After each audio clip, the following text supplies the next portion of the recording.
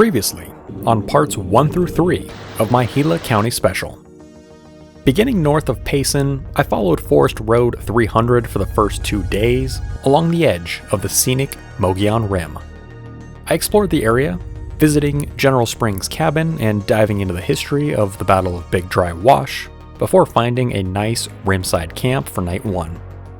The next day, I continued exploring, hiking to the failed ruins of a railroad tunnel project before continuing east along Rim Road. I visited another set of historic cabins and enjoyed some fantastic views and trails along the way. After reopening the road and continuing further east, I made my way onto a spur trail and followed it to the end of the isolated Promontory Butte, where I enjoyed a fantastic evening of camping on the rim. The next day, I dropped off the rim and turned south on the Young Highway, a mix of paved roads and dirt superhighways, into the Pleasant Valley. There, I explored the fascinating history of the Pleasant Valley Range War, the bloodiest feud in U.S. history. I continued to push south along some scenic stretches of Highway 288 through the Sierra Anchas Range before finding a nice trailside camp. It rained throughout the night and in the morning turned to snow. As I embarked for my next day of travels, the storm picked up as I continued south. Today, I'll wrap up the final 2 days of my adventure as I continue through the snowy Sierra Anchas Mountains. The day will be full of more difficult trails, incredible views, and an intense 4-mile hiking trail to visit the ruins of the American Ores Mine, perched on the side of a mountain near Asbestos Point. The weather would make the hike challenging but worthwhile to visit this hidden gem. Late in the day, I would return to Highway 288 to find my last campsite of the trip, located along a scenic canyon overlooking both Roosevelt Lake and the rugged Sierra Anchas. The next day, I'll explore the radioactive ruins of the Red Bluff mine before completing the final stretch of the drive into Globe.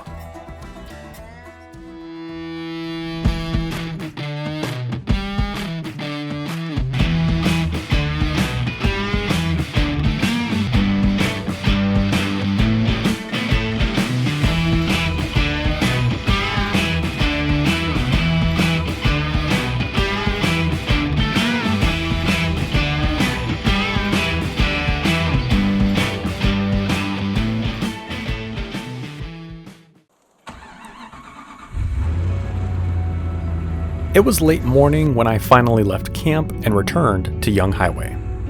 The morning had begun with a very light snow, which by this point had clearly picked up in intensity.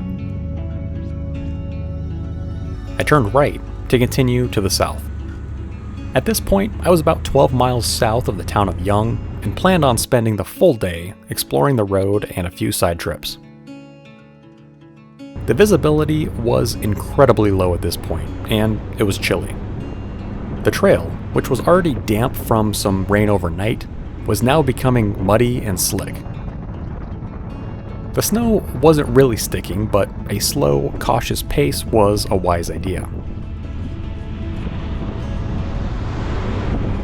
I pulled off at one point to clean off the cameras and enjoy the view for a moment. Luckily, the heater in the Jeep works incredibly well, and between that and some freshly brewed coffee, was keeping myself thawed out.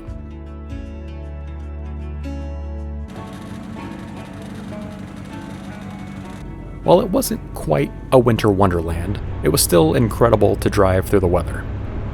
Seeing the landscape in a completely different light is always special. The road remained fairly busy, with traffic continuing to stream back and forth. My first stop for the day wasn't far from camp, a mile or two at most. I turned off at the spur trail for McFadden Peak, which has a lookout tower and scenic view at the top of the 7,100-foot summit. However, I immediately came to a locked gate, which was likely locked for the start of winter. I wasn't overly disappointed since the lookout itself would have likely been in the clouds and looked pretty similar to the socked-in view down here. I returned to State Route 288 and continued downhill, as the road crested a pass and dropped into a scenic area. The low clouds and fog made for some insane visuals.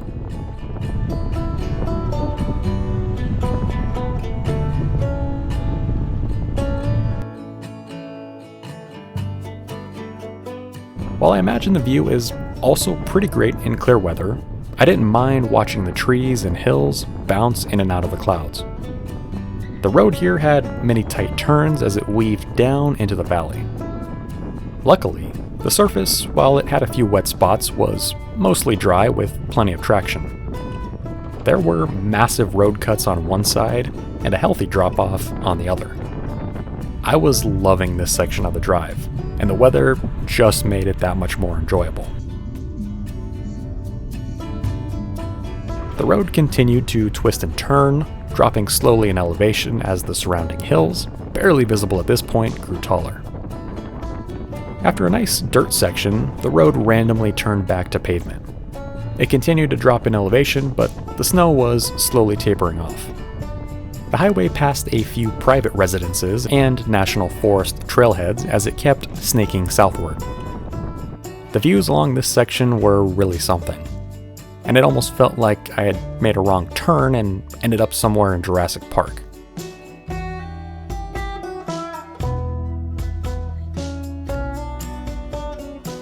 The snow remained falling gently for a bit longer before eventually turning into a very light sprinkle.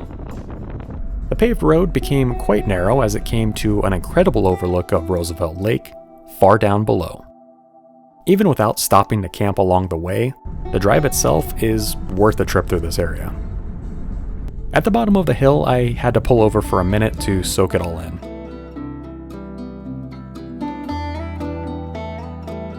This section of the Sierra Anchas is incredibly rugged. Up ahead, steep cliffs and talus slopes, topped with a thick layer of clouds, dominated the landscape. A wildfire had burned through here at some point, and the mix of dead trees and healthy forest made it even more bizarre to look at. My next stop was also now in view. Up ahead, Asbestos Point, and that's not a joke, poked through a clearing in the clouds. On the backside of this was a mine I was particularly interested in visiting, but actually getting there would be quite a trek. I continued a short distance down the highway, still paved at this point, past the steep cliff faces. This was definitely the most windy part of the drive so far.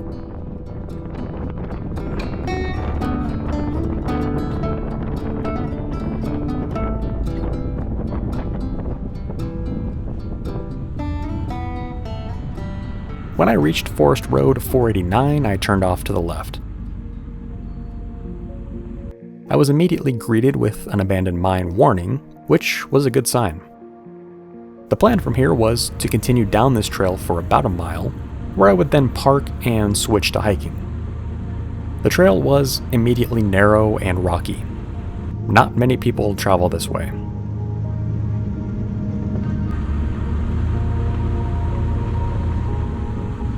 I picked my way along, passing some lingering fall colors and a concrete foundation on the right. The trees here were tight, and you pretty much have one line to follow up the trail as it parallels Workman Creek. Things continued to deteriorate and remained slow and go, navigating some decent-sized rocks and ruts along the way.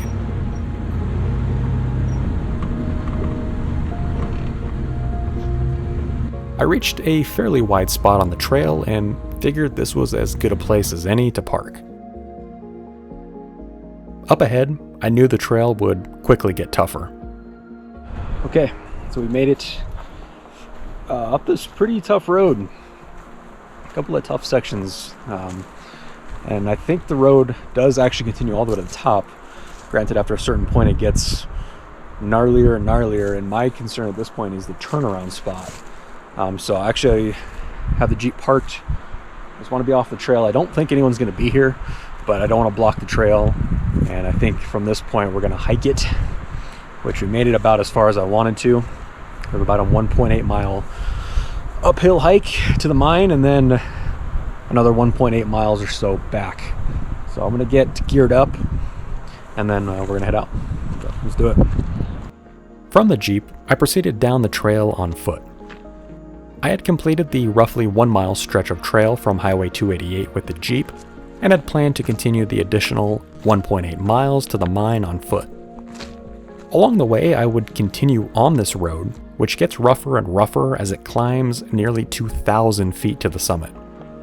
It was an ambitious goal for sure, but not impossible by any means. Not far down the trail, but there's a spot. I guess I could have parked here.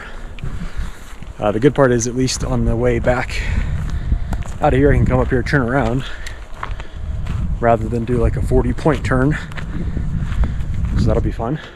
Weather could be a little better. It is quite chilly.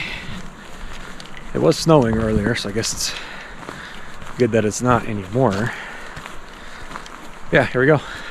I continued uphill, passing a scenic rock waterfall that was lightly trickling and must be impressive after a solid rainstorm. A small building also remained in the brush overlooking the creek. It didn't take long, and the road condition quickly got worse. At this point, it was a true four-wheel drive trail with large boulders and washouts. It is certainly possible to still drive it, but having multiple capable vehicles, a spotter, and better weather would be preferred. Doing this by myself, especially with no safe turnaround spots, would have been a risky decision. The trail continued a steadier climb towards the mine. The fall colors and a burned section of forest made for some incredible views along the way. The juniper fire burned through this area in 2016, but the forest is already rebounding in some ways. Pretty neat. There's an old drainage pipe crossing the road here. The hike was going smoothly thus far. As I continued to climb, the weather quickly dropped off as I approached the base of the clouds.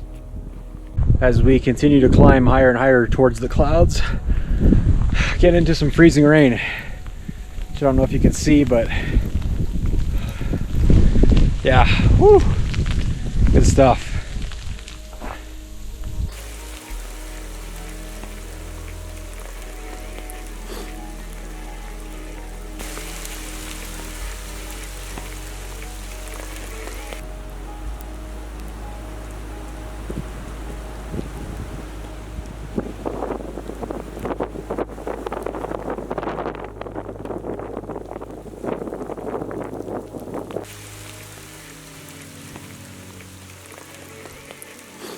Okay, I've had to take temporary cover. I believe this is hail. I think I said freezing rain. Again, I'm a Phoenix native. I don't know this. But we are literally in a cloud. Like, this thing just whipped in here. And now, you know, our visibility is like non-existent. It looks cool though. But yeah, I'm hoping it'll kind of clear up a bit. Getting a little intense. I was determined to press on to the summit. I hadn't hiked all this way to turn around here. I continued uphill through the piercing cold. The temperature was in the mid to upper 30s and felt even colder than that. I passed a large metal ruin off on the right, likely the remnants of some kind of stove or other piece of equipment used at the mine. I was getting close now. I turned the corner and the trail leveled out briefly. Up here, the snow was definitely sticking.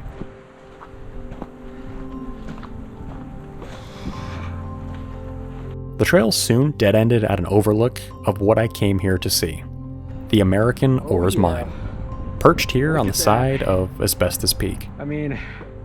The view was extremely limited due to the clouds, and it didn't appear like it would get any better. It was time to explore the ruins. I headed back to the road and passed through a road cut that accesses the tailings and other remnants of the mine. This is a very cold, very snowy American Ores Mine just near the summit of Asbestos Point, or Asbestos Peak. And this thing is the reason why I just hiked 2 miles uphill in this kind of weather to tell its story. The American Ores Mine was first discovered in 1915. By 1917, the claims were optioned by Charles Sloan, who organized the American Ores and Asbestos Company, which operated the mine. Several hundred tons of long asbestos fibers were shipped from the operation to the United States Asbestos Company in Pennsylvania. A year later, that company took over the mine operation and continued extensive working through 1920. At its peak, around 275 men worked the operation. Since only the long fibers of asbestos were desired and profitable, short grain fibers were dumped into the waste pile or used to fill stopes. By 1921, the high-grade ore had played out, and the operation sat mostly idle until 1926. The mine changed hands, and a new company, the Internal Asbestos Company, took over the property, creating a mill and filtration system to further exploit the mine dumps and inner stopes of the mine. They managed to recover about 140 tons of crude ore, which would have been sent to mills in Globe for further processing. The mine sat abandoned from 1927 to 1947. After 1947, the ownership of the American Ores mine changed hands many times, with most exploratory and expansion projects quickly failing. Sometime after 1960, the property was under the ownership of Ed Town and the Laterno Asbestos Company. Town's plan was to use the mine to supply his asbestos, silica, cement products, which included making tiles, sheetrock, and other fire-resistant building materials. Operations resumed at the mine briefly during this time, stripping additional asbestos out of the now heavily worked mine. Road access to the workings, even during this time, was challenging. Town later secured a government contract supplying long fibers for a classified missile project, but after 1963, the American Ores mine seems to have been completely abandoned.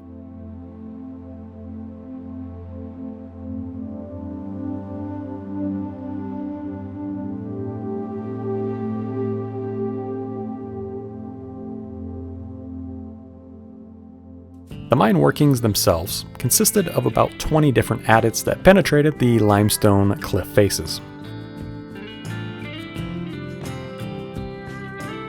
The tunnels ranged from 40 feet to 870 feet long, with the total underground workings amounting to about 1,900 feet.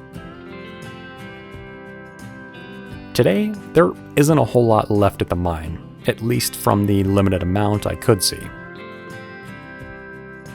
The biggest remnant, and the main reason I went through all the effort to get here, was the bucket excavator. It is rare to find such a large piece of machinery left behind at any kind of old mining operation. While riddled with bullet holes, much of the excavator remains intact. The engine, hoist cable, and pedals all seem to be in decent shape, and you could imagine this thing working for hours on end, digging out and moving material around the operation. It's unclear when exactly this was used, but several dates saying 1927 are stamped on the inside.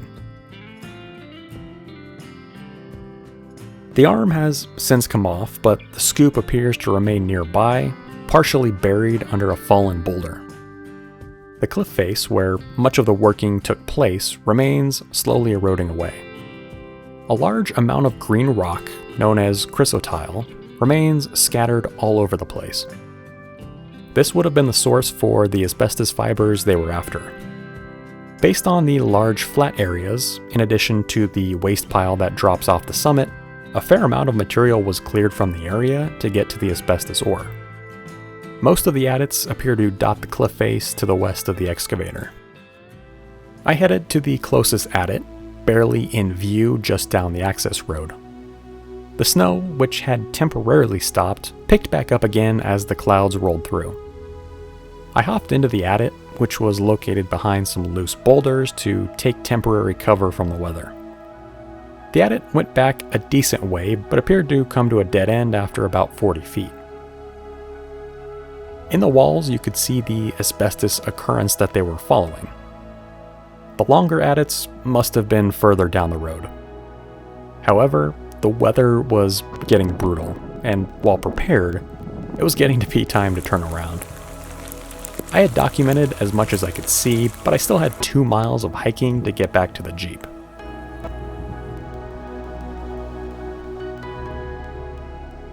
I retraced my way back downhill.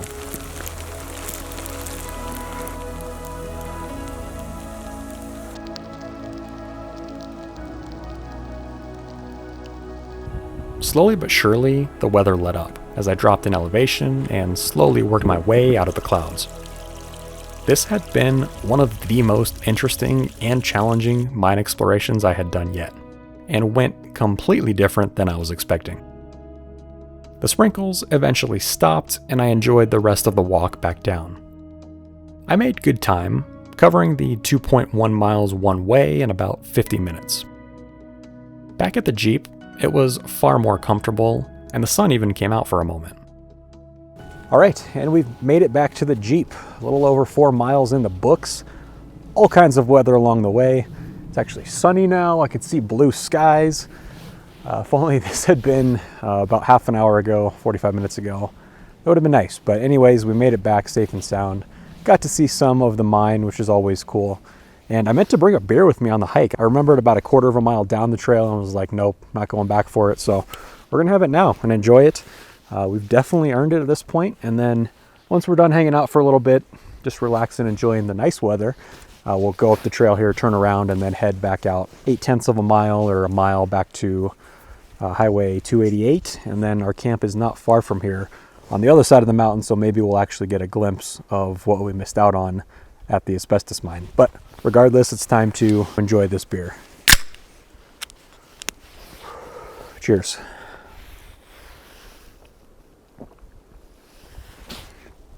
Yeah. Oh, it's so cold too. I feel like this might have frozen in my backpack if I had brought it up with me. That's how cold it was. Whew. All right. After unwinding from the hike and enjoying a moment to rest, I climbed back in the Jeep. I continued up the trail briefly to get turned around and retraced the rough road back out. I slowly but surely made my way back through the washouts and over the exposed rock. It was nice to be making forward progress and letting the vehicle do the work this time.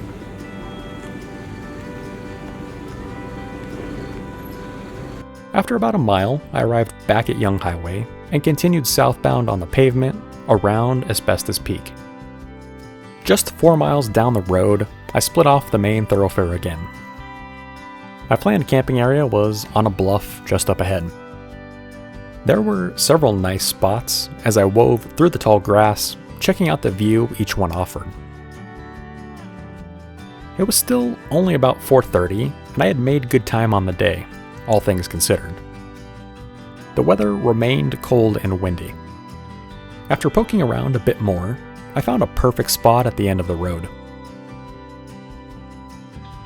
It was surrounded by an interesting small canyon and had a nice rock ledge that overlooked Roosevelt Lake and 4 peaks, now in view to the west. This spot would do just fine.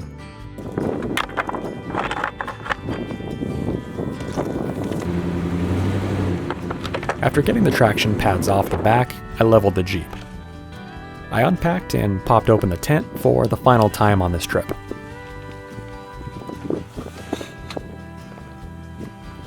It's hard to believe I was already on the final night. It had truly been an incredible trip.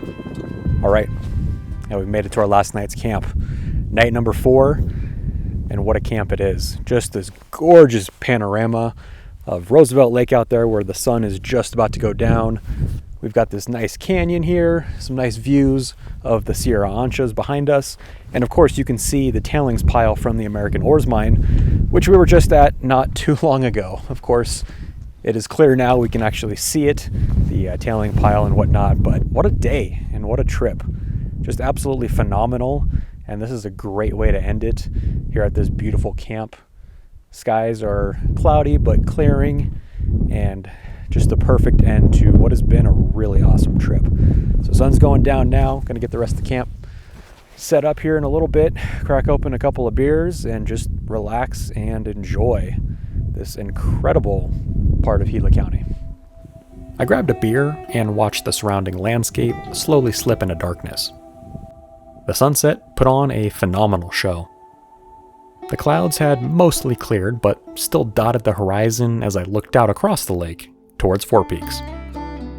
Behind me, the tailings of the American Ores mine were visible high up on the slopes near Asbestos Point. It's crazy to think I had actually made it all the way up there. And of course, now it was clear.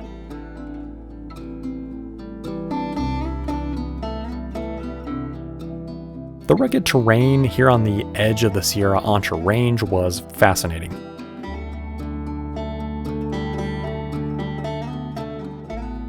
The small canyon north of camp, apparently called Hog Canyon, was also stunning.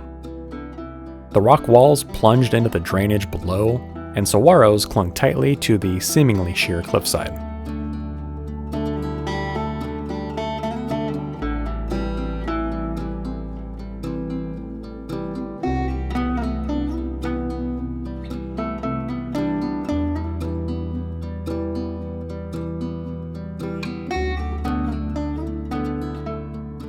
There was just so much to look at here. No matter which direction you faced, there was something incredible to see.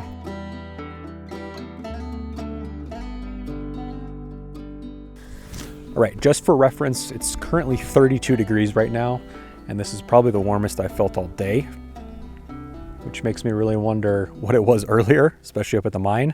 But it's going to keep dropping throughout the night, obviously. I'm going to have to stay bundled up. The wind was a little gusty when I got here, but has calmed down already now that the sun has set. But time to go and get the rest of camp set up. I'm just going to pull the camp box out. Simple dinner tonight. We're doing chicken quesadillas, the old standby, and I'm kind of glad I moved it from last night because I just want to eat something delicious and easy to cook, and that's what we're going to do. So I'm going to grab a beer and get the rest of this unpacked and then be on to the rest of the evening. But it's cold, like really cold.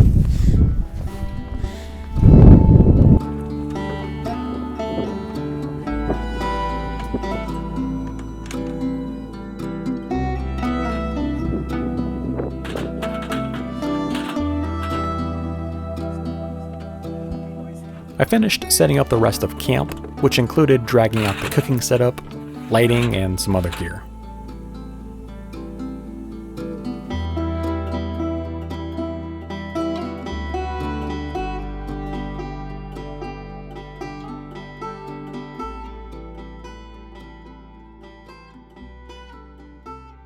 I enjoyed every ounce of remaining daylight, and once it was completely dark, decided to get started on dinner. Tonight would be an old favorite, and something warm and savory to enjoy after a physical day. I fired up the stove and got a tortilla heated. Per usual, I had to get creative opening a can, and eventually got the chicken warmed up and seasoned. Before long, quesadillas were ready, and once paired with another beer, I sat up in the tent to dig in. Since tonight was the last night of the trip, and I had certainly earned it at this point, I decided to give dessert another shot. This actually comes at the recommendation of my girlfriend. Massive shout out to her. Saw her before I left, and she brought over like all the ingredients for me to take on this trip to make something called Species. It's basically like s'mores, but instead of graham crackers and marshmallow and chocolate, it's made with a banana, marshmallow, and Reese's, and I'm a huge Reese's fan. I guess normally you cook it over a campfire, but I don't have time to mess around with that. It's too cold, so we're going to put it in foil and then put it into the cast iron and then call it good from there. So let's get the ingredients ready. I loaded up the foil with all kinds of goodness and let it get properly heated on the stove.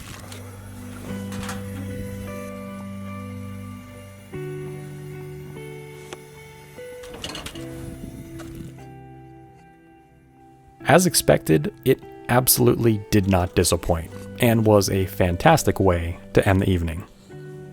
Afterwards, I returned to the tent to relax for just a bit longer.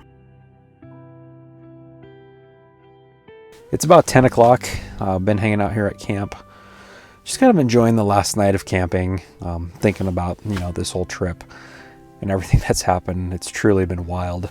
And as I was about to head up in the tent, I noticed there were some pretty decent clouds rolling in, and I just heard a couple of sprinkles on the tent, so I got the camp box brought in, most of the other gear brought into the Jeep, so that way if it does rain now or anytime throughout the night, I don't have to worry about it. So I'm pretty much up here for the night. I'm going to be hanging out here for a few more minutes, finishing this beer, maybe reading a bit, and just kind of hanging out and enjoying the rest of the night on our last night of camping here on the Gila County trip. So it's been a good night. Dinner was fantastic. The quesadilla was really good. I added some seasoning to the chicken, which really kind of elevated it to the next level. And then, of course, that dessert was just absolutely bomb. It's going to be tough to not make that every night going forward. So big shout out to Megan for that. Rec, truly fantastic and very delicious. I'm a huge Reese's fan. And wow, yeah, it's just super good. I was thinking about having a campfire tonight, but with the way the cold was, just didn't feel like babysitting a campfire. So I'll have to save that for another time. But that's about it for night 4. Kind of hunkered down for the night.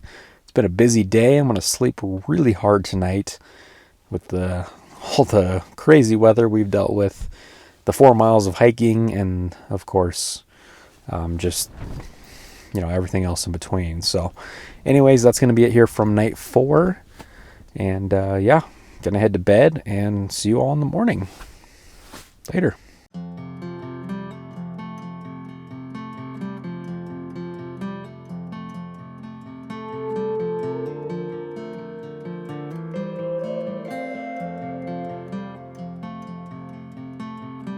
I slept like an absolute rock. After getting to bed a bit later, I was happy to sleep in until about 8 o'clock. The night had been chilly, but bundling up in multiple sleeping bags had kept me plenty warm. And the sun was out, the skies were mostly clear, so it was a beautiful day. I enjoyed the views from the tent for a while. 4 peaks rose up far in the distance beyond Roosevelt Lake. The bridge and dam were just visible on the far side, too. The steep canyon walls looked completely different in the morning light.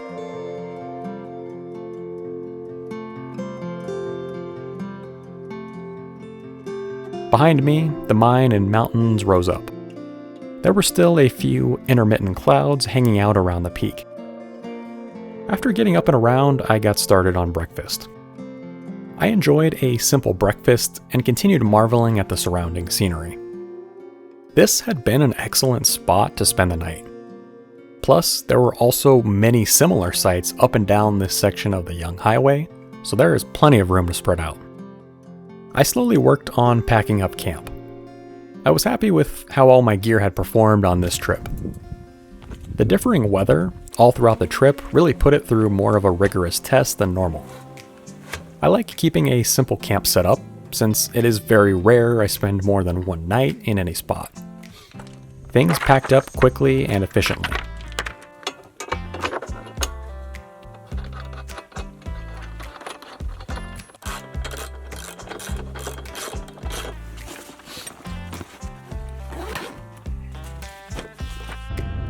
By 10:30, I was in the Jeep and started to retrace the road back out to the highway.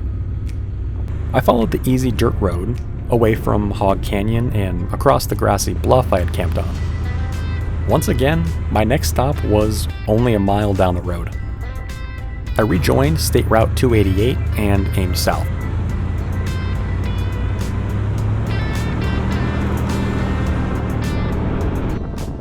The road was busy this morning. It wasn't long, and I soon peeled off onto Forest Road 189. My final stop of the trip was just down the road on the right. A safety information board and a fence designed to stop vehicle traffic greeted me. I headed south towards the ruins of the Red Bluff mine, which from the excessive fencing and signage is no ordinary mine. Welcome to Red Bluff Mine, the next stop here on our adventure. Now, this was no ordinary mine. Much like yesterday, the asbestos mine was a little bit weird and different. They weren't doing the traditional gold and silver mining here. No, That's because they were mining uranium. Unlike any of the other mines I've visited, Red Bluff is the first former uranium operation. The site was first located way back in July of 1887 by H. Jewell, but it wouldn't be worked until Carl and Ethel Larson developed the property in about 1950. The property consisted of 21 unpatented claims which sourced uranium ore from the mineral uraninite, in addition to iron and lead. The Larsons shipped out mostly iron while stockpiling uranium, which was evidently abundant in this area. At this time, the government paid a subsidy bonus on uranium ore. The property sold in 1954 and was under new ownership. At its peak, Red Bluff had about 12 men working it and contained many buildings including a cabin, sheds, workshop, and different water pools and ponds. Milling took place off-site. The Uranium Corporation of America did exploratory drilling in the area in 1955 and later shipped out about 500 tons and $16,000 worth of ore. The Sierra Anchas Mining Company would later ship out over 3,200 tons of low-grade radioactive ore. The property was worked intermittently, changing hands many times. Throughout the 1960s and 70s, many companies explored the property through drilling, but no serious further developments were made. From as early as 1958, the owners of the property would battle with the U.S. Forest Service, who denied permits to patent the claims and develop a mill site at Red Bluff. The battle would last through the 1980s. In the end, it appears the Forest Service won, as much of the site has been cleaned up. As recent as 2018, the Red Bluff operation was under an engineering evaluation, cost analysis by the Forest Service to determine site remediation, and pages upon pages of studies, photos, and diagrams can be found online. They are interesting to read through and see just how much this site has been studied. Today, a large section of waste rock remains heavily fenced off and labeled as radioactive.